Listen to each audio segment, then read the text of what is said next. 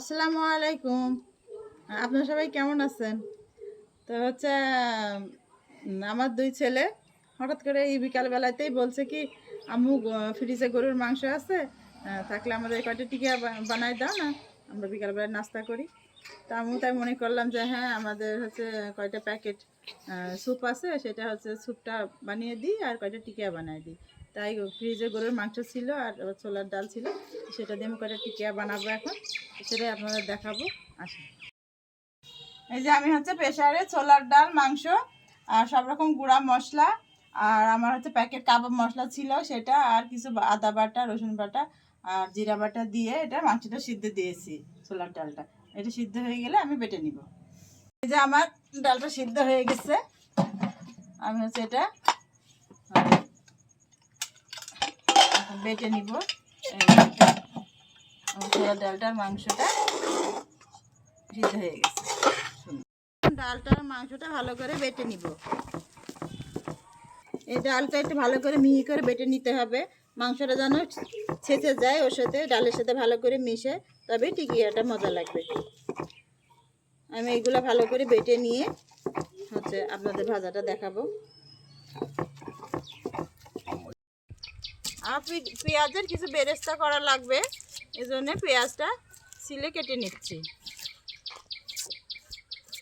টিকিয়ার সাথে পেঁয়াজ বেরেস্তা আর কাঁচামরিচ কুচি করে দিলে অনেক টেস্ট হয়, এই জন্য আমি বেরেস্তা করার জন্য এগুলো গোল গোল করে কেটে নিচ্ছি।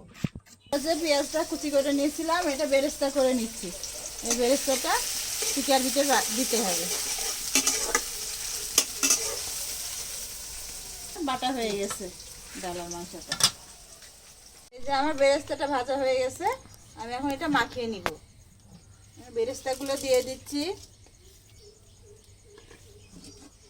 আর দেব কিছু কাঁচা পেঁয়াজ আর কাঁচা মরিচ, আর দিব একটি ডিম।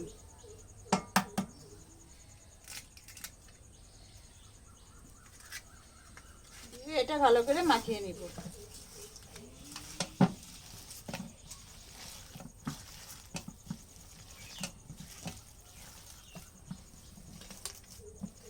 ভালো করে মাখিয়ে নিতে হবে।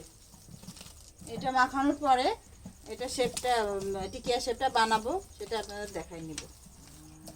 টিকিয়ার শেপগুলো করে দিচ্ছি, আপনারা যেমন ইচ্ছে সেমন করতে পারেন, গোলও করা যায় আবার একটু লম্বাও করা যায়। তা আমি একটু লম্বা লম্বা করে নিচ্ছি।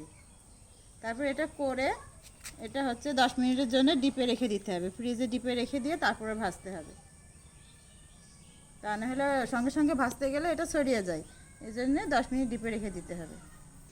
ফারহান, আমি চুলাটা ধরাচ্ছি, আমি ডিপে এসে টিকিয়ার প্লেটটা রেখে এসে ওটা নিয়ে আসো তো বাবু।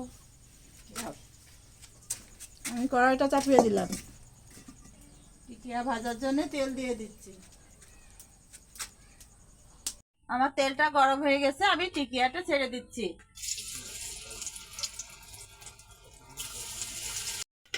আমার এই যে টিকিয়া ভাজা হয়ে গেছে, আমি উঠায় নিচ্ছি।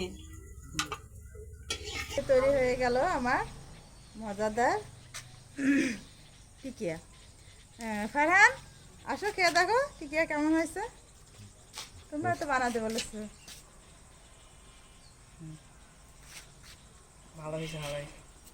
ভালো হয়েছে। আচ্ছা, তুমি বাবাকে দাও, বানাও। আর বলো আবার কোনো নতুন রেসিপি। আর আমার রেসিপি এখানেই শেষ হয়ে গেল এটা, আর নতুন যে রেসিপি তৈরি করো সেটা আপনাদের দেখানোর চেষ্টা করবো। ধন্যবাদ।